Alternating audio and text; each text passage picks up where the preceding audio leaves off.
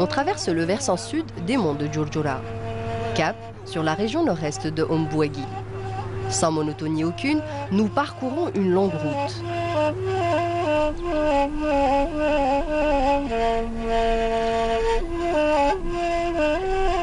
À Sidi Rizz, on surplombe la ville de Ombouagui.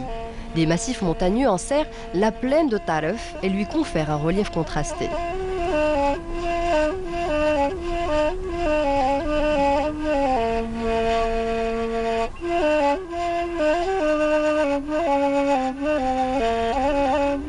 C'est un relief tourmenté où existe un complexe de zones humides de type continental et d'une importance internationale. Il s'agit de zones lacustres qui s'étendent sur près de 80 000 hectares. On rencontre les forestiers locaux. Les zones lacustres de Ombouagui sont en constante mutation et présentent une complexité au plan aviphonistique. Une fois achevée au niveau du lac de Hanqidjmel, l'opération de comptage des oiseaux migrateurs se poursuit au niveau des autres lacs. D'apparence, le site de Hanqidjmel n'a pas enregistré un important remplissage faute d'abondantes pluies. Ce lac est connu pour être le lieu de prédilection de vastes colonies de flamants roses et autres oiseaux migrateurs. Celui-ci, actuellement, paraît vide de ses habitants saisonniers. Il est évident que l'hydrologie présente un facteur déterminant pour la dynamique des zones humides. Concernant le système hydrologique, il est caractérisé par un chevelu de cha'bat, de oued, dont les plus importants, ceux qui acheminent les eaux pluviales jusqu'au site. Les conditions climatiques jouent un rôle dans le régime des cours d'eau. Quittant l'ouest de Ombouagui, on se dirige vers le lac de Taref.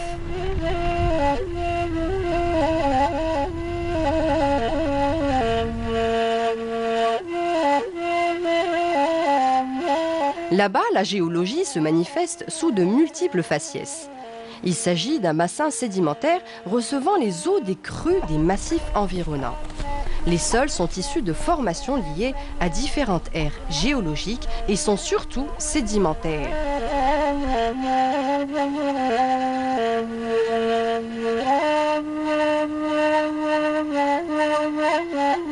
Les sols sont constitués de limon et d'argile. Le sol est déstabilisé par la présence de sel qui disperse ces éléments de façon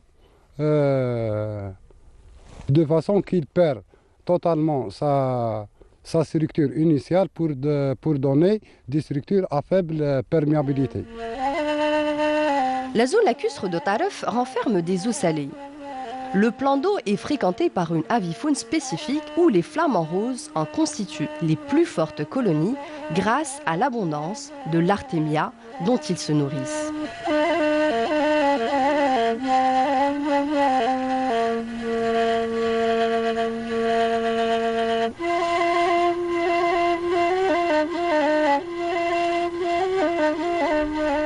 Des formations géologiques marquées par d'importants affleurements triasiques de formations calcaires et de conglomérats. Garat Taref est la plus étendue des zones lacustres du complexe de Ombouagui. Ici, plus de 30 000 hectares s'inondent en période hivernale.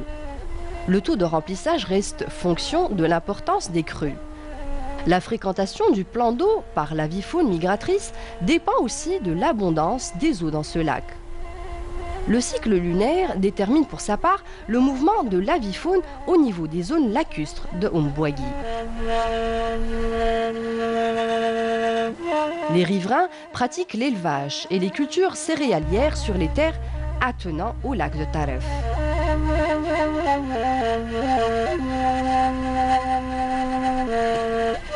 Sur le site, Mesroud et son cousin, deux riverains, nous édifient sur l'importance de cette zone humide qui reste à leurs yeux des plus fragiles, tant celle-ci côtoie de près le centre urbain de Ombouagui et les déchets ménagers qui se déversent dans le lac.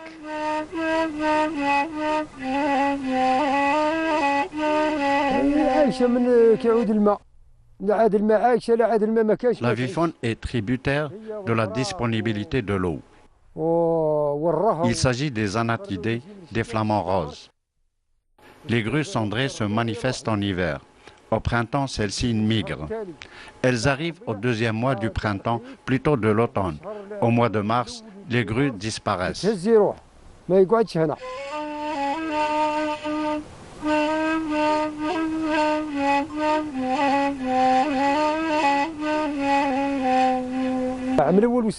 Cela fait 2 ans depuis que les colonies de grues cendrées ne se sont pas manifestées. N'ont-elles pas migré? Ici, les grues ne font qu'hiverner pour repartir ensuite. Les grues cendrées sont farouches. Celles-ci sont difficilement visibles. Une colonie de grues survole le lac de Taref. Elles évoluent en V. Les ornithologues tentent d'élucider l'absence des importantes colonies de grues cendrées accoutumées jadis aux zones lacustres de Ombouagui.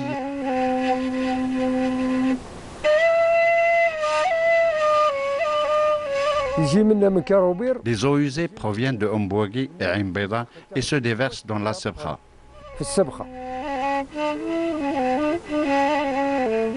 Les grandes agglomérations exercent une forte pression sur les zones humides par les déchets ménagers qu'elles rejettent dans les lacs. Plus à l'ouest, la zone humide de Guelif est moins soumise aux pressions diverses des grands centres urbains et aux pollutions qu'ils génèrent. Ici, une importante colonie de flamants roses séjourne en toute quiétude au niveau du plan d'eau de Garad Guelif.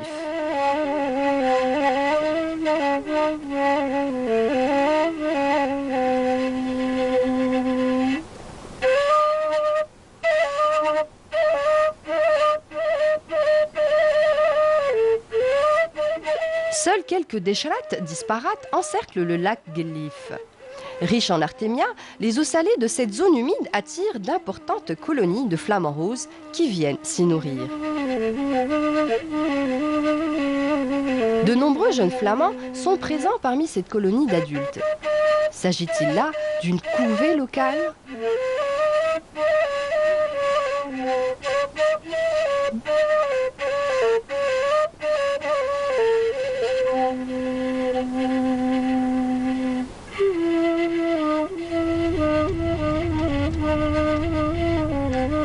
Il est à peine 4 heures du matin. On se dirige vers Garad Taref, où un froid de canard y règne. C'est à partir du poste d'observation que l'ornithologue Sadr nous fait découvrir la splendeur du lac Taref.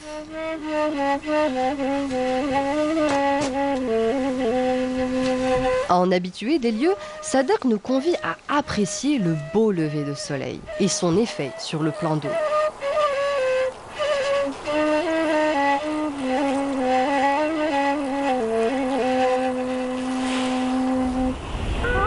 Le lac s'anime au grand bonheur d'une riche et variée avifaune. Concernant l'avifaune, on a observé plus spécifiquement les anatidés, les flamants roses, les anatidés tels que les canards, les différents canards, siffleurs, souchets, colverts, les sarcelles marbrées, sarcelles d'hiver, les fuligules, les foulques macroules. Des tadornes kazarka ainsi que des gravelots se toilettent. Au loin, une importante colonie de tadornes kazarka et celle de belons en quête de nourriture.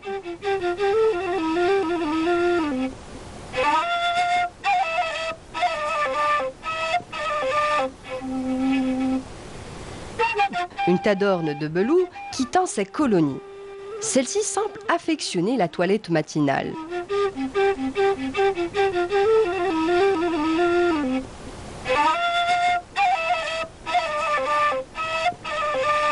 Une forte colonie de flamants roses accapare les bords du lac. Cette même colonie presse les anatidés afin d'occuper les lieux riches en micro-organismes. Il s'agit de tadornes kazarka et celle de belou.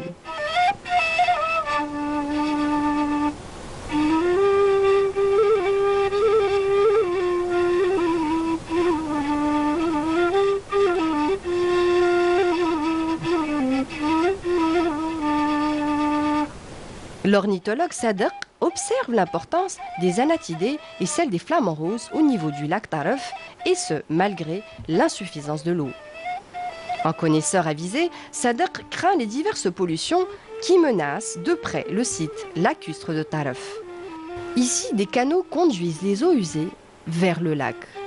Il s'agit surtout des eaux usées en provenance de l'agglomération de Ombouagui.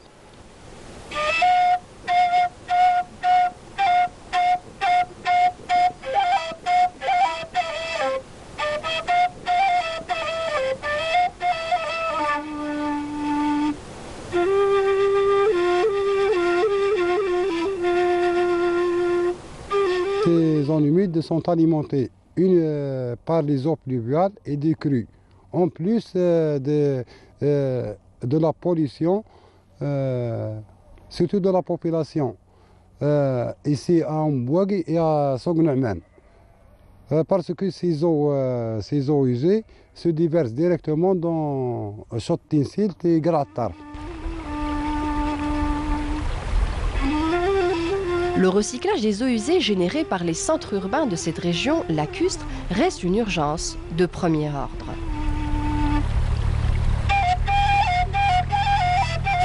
La majorité de ces zones humides sont constituées d'eau salée, ce sont aussi saisonnières, endoroïques, à l'exception de Chott et Mergani qui renferment des eaux saumâtres douces. Ici, une partie du lac de Timelganine. Les pressions exercées par les riverains limitrophes aux zones humides se résument surtout par le pompage des eaux de ces zones, surtout à Chott Timelganine. Pourquoi Chott Timelganine? Parce que ce milieu est constitué ou renferme des eaux douces.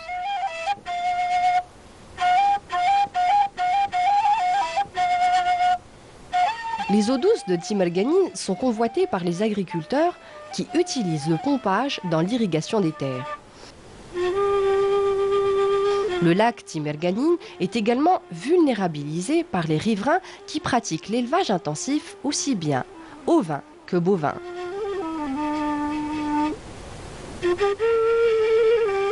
Comment préserver ce site lacustre aux eaux douces considéré comme étant d'importance internationale?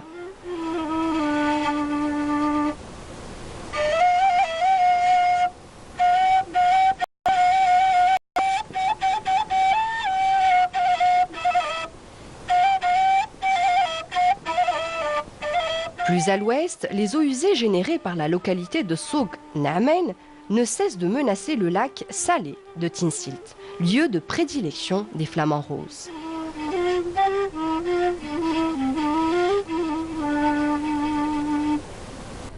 C'est un danger pour l'avifaune sauvage.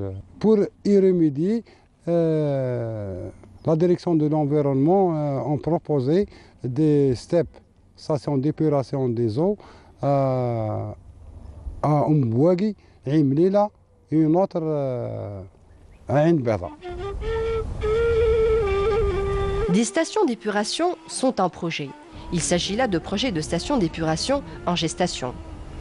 L'ornithologue Sadek pense que la zone lacustre de Zmoul, tout près de celle de Tinsilt, souffre moins des pollutions diverses, surtout celles causées par les agglomérations alentours. L'ornithologue affirme que le lac de Zmoul constitue un lieu de nidification idéal pour les anatidés. Le flamant rose nidifie sur la butte du lac Zmoul.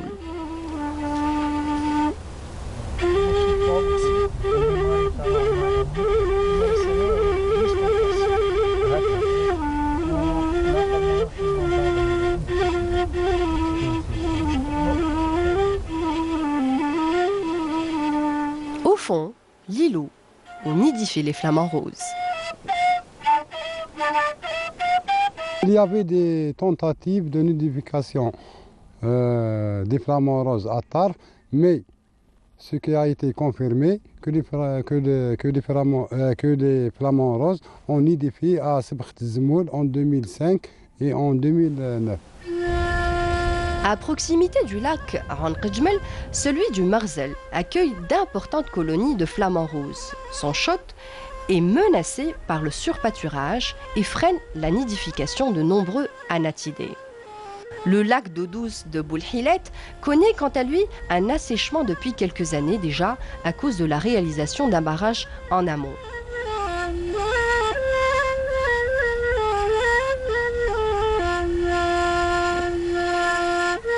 Au pied des monts des Aurès, le lac salé de Oglatouila renferme au niveau de ses chotts une riche biodiversité floristique composée surtout de plantes halophiles. La flore est de type halophile et très résistante à la sécheresse. La flore est constituée essentiellement par les familles des Chenopodiacées, à savoir les Atriplex, les Suuda, les Salicornes, famille des Composés, famille des Crucifères, en plus des familles des Labies, les Graminées. C'est un cortège floristique très diversifié, typiquement aux zones humides de la wilaya d'Ombouali.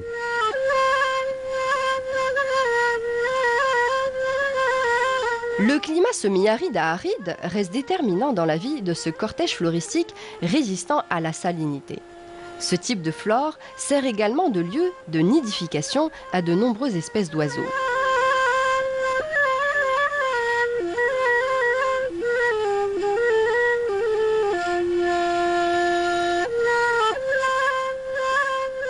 Des massifs montagneux enserrent ce complexe de zones humides. Ils culminent à près de 1500 mètres d'altitude et renferment à leur tour un riche cortège floristique autochtone. Malgré l'aridité du climat et surtout la pauvreté des sols, on trouve donc une riche flore.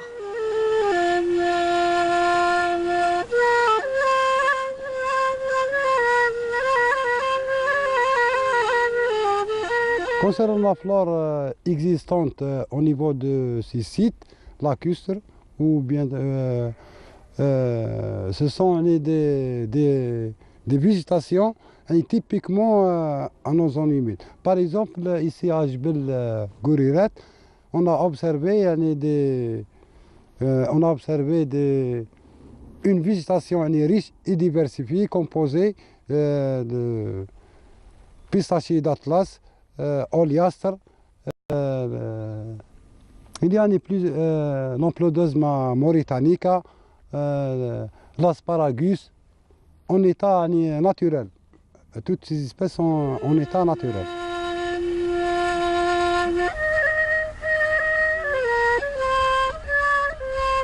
Le massif gréseux de Griret renferme de beaux sujets de pistachiers de l'Atlas ou Pistachia atlantica. Il s'agit là d'un pistachier en fruits.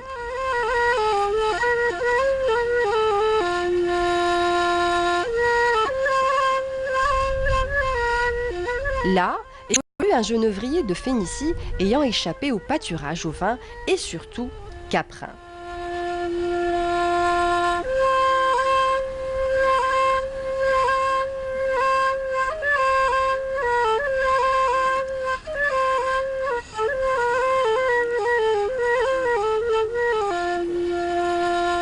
Les riverains pratiquent le package d'une manière intensive, à même les massifs forestiers menaçant ainsi la flore montagnarde.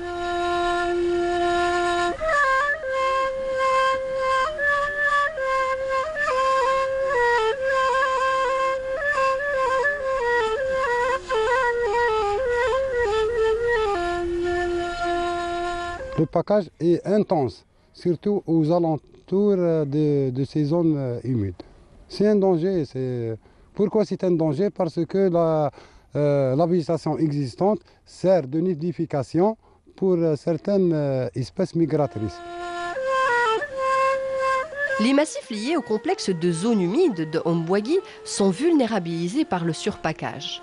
Il s'agit là d'une menace réelle pour la flore et l'avifaune migratrice qui nidifie au niveau de ces massifs. Les massifs forestiers de Guelif, Griret, Taref et celui de Boussif sont partie intégrante du complexe de zones humides de la région nord des Aurès. Ces mêmes massifs montagneux soumis à un climat semi-aride constituent de riches biotopes pour divers types de flore qui enregistrent une nette régression.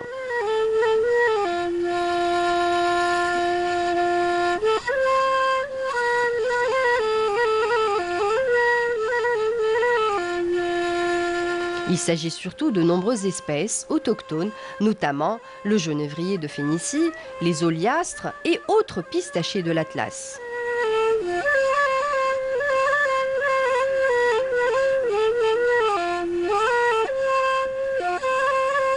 La succession des saisons sèches en période hivernale enregistrées ces dernières années, conjuguée au problème de surpâturage, a fini par réduire comme une peau de chagrin le cortège floristique montagnard.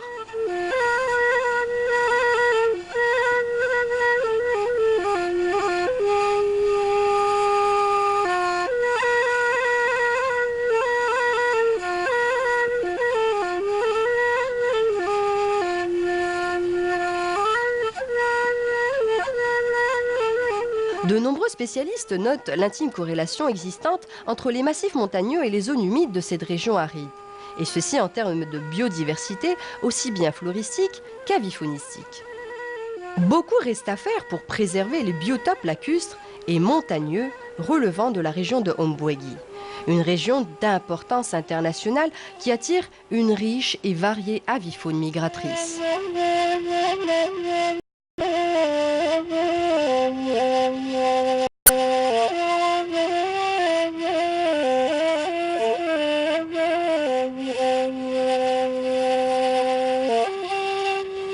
Ici, les crêtes du massif de Boussif renferment encore de nombreux sujets d'espèces autochtones à l'état naturel. Les pistachiers de l'Atlas s'incrustent à même les dalles de grès.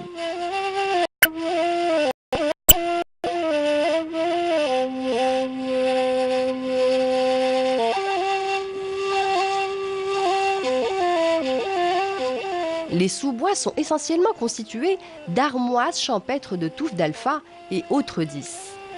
Espèce protégée, le pistachier de l'Atlas est en régression constante au niveau des massifs de Ombwegi.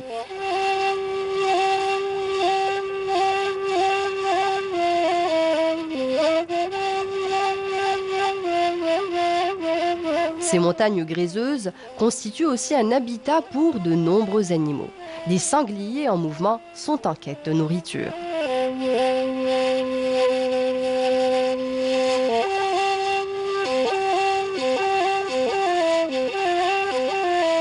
Ces massifs de rochers renferment une richesse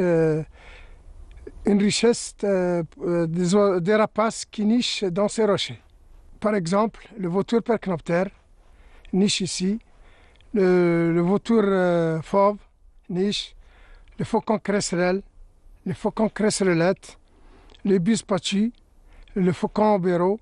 En 2012, il y avait des chercheurs, des ornithologues qui sont venus ici chez nous. Ils ont visité le site ici. Ils ont trouvé que les vautours nichent, les vautours percnoptères nichent. Beaucoup d'espèces de rapaces, les busards pâles, il y a beaucoup de busards. Même la bise féroce niche ici. Le faucon obéron niche.